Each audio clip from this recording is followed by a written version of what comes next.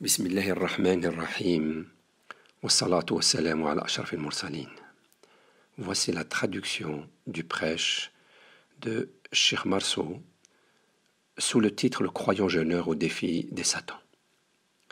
Le prophète sallallahu alayhi wa sallam dit « Quand débute le ramadan, les portes de la miséricorde s'ouvrent, les portes de l'enfer se ferment et les Satans sont enchaînés. » Cité par Muslim.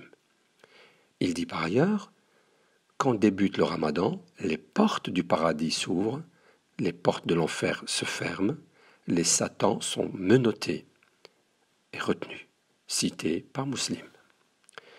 Nous sommes en présence d'annonces véridiques et certaines, puisqu'émanant du prophète de l'humanité, paix et prière sur lui, pour lequel Allah exalté a témoigné à travers le Coran et entre autres dans la sourate An-Najm, versets 2 à 4.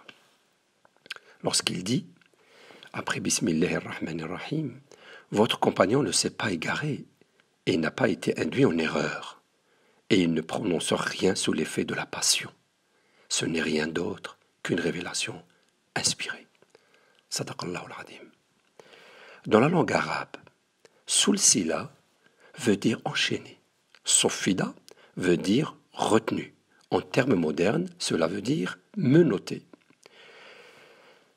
Satan, qu'il soit du monde des djinns ou de celui des humains, représente l'orgueilleux et le rebelle qui refuse la vérité et qui promeut l'injustice.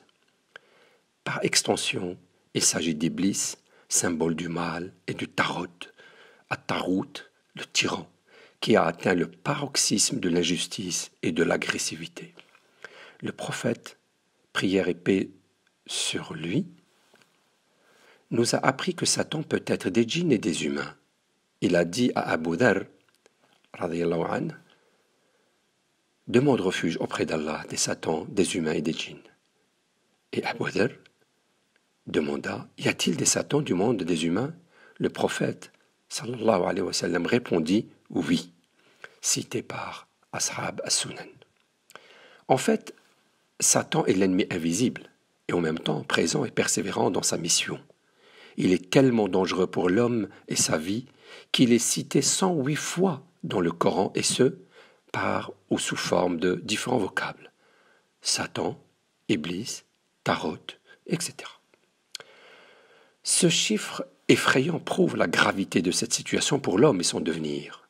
Alors que le Coran est un livre de guidance et de bien-orientation, le Satan est un élément d'égarement et de déperdition. Il convient de se prémunir et de se protéger de cet ennemi. À cette situation, il n'y a point de remède, si ce n'est la protection d'Allah, tout en veillant à être fort et maintenir le lien avec Allah à travers dua, rectitude, etc. À ne pas oublier que Satan est certes un ennemi très dangereux, mais il n'est pas invincible. Allah dit, le diable est certainement pour l'homme un ennemi déclaré. Surat Yusuf, verset 5. Il nous précise qu'en réalité, il est faible et il n'a point de pouvoir. Il ne réussit sa mission que si l'être humain se montre faible, en négligeant de jouer son propre rôle et en s'éloignant de ses principes et de ses valeurs combien nécessaires à son humanité et à son avenir et son devenir. À ce propos, Allah dit, la ruse du diable est certes faible. An-Nisa, verset 76. Ou encore, lorsqu'il dit, et Satan a très certainement rendu véridique sa conjecture à leur égard. Ils l'ont suivi, donc, sauf un groupe parmi les croyants. Et pourtant, ils n'avaient sur eux aucun pouvoir, si ce n'est que nous voulions distinguer celui qui croyait en l'au-delà et celui qui doutait. Ton Seigneur, cependant, assure la sauvegarde de toutes choses. Saba, versets 20-21. Il faut savoir que Satan est méthodique dans sa relation à l'homme afin de le dérouter.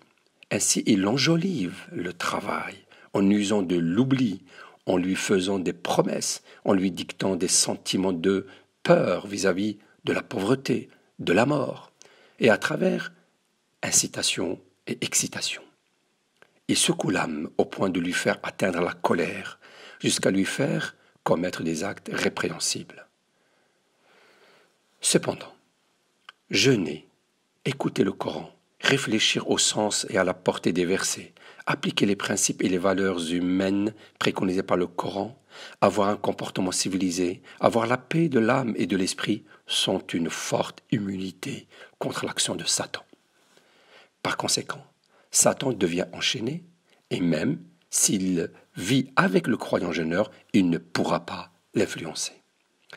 Allah dit, quand tu lis le Coran, demande la protection de Dieu contre Satan le maudit, qui n'a aucun pouvoir sur ceux qui croient et se confient à Dieu. An-Nahl 98-99. Le croyant en phase avec ses principes peut être assujetti à Satan, mais il arrivera cependant à se ressaisir et trouvera la force pour le vaincre. Allah dit, ceux qui pratiquent la piété lorsqu'une suggestion du diable les touche se rappellent, et les voilà devenus clairvoyants. Être habité par Satan rend aveugle, mais la piété et la crainte de la colère et de la punition d'Allah fait prendre conscience aux croyants et le pousse à se contrôler. Satan rend aveugle, la méditation et l'évocation d'Allah rétablit la vue. Satan est l'obscurité, la direction vers Allah quant à elle est une lumière. La piété affaiblit Satan car ce dernier n'a pas de pouvoir sur les pieux. Si l'être humain s'auto-évalue, se rappelle ses principes et ses valeurs, s'il revient vers le chemin d'Allah et s'il s'y maintient avec sincérité et persévérance en menant de bonnes actions, tout en étant persuadé qu'Allah l'observe continuellement, alors il retrouve le droit chemin et vaincra son ennemi qui est à la fois invisible, présent et aguerri. La leçon à retenir est de savoir qui emportera la bataille finalement et non pas de savoir qui l'a déclenchée. Wassalatu wassalam ala rasulillah.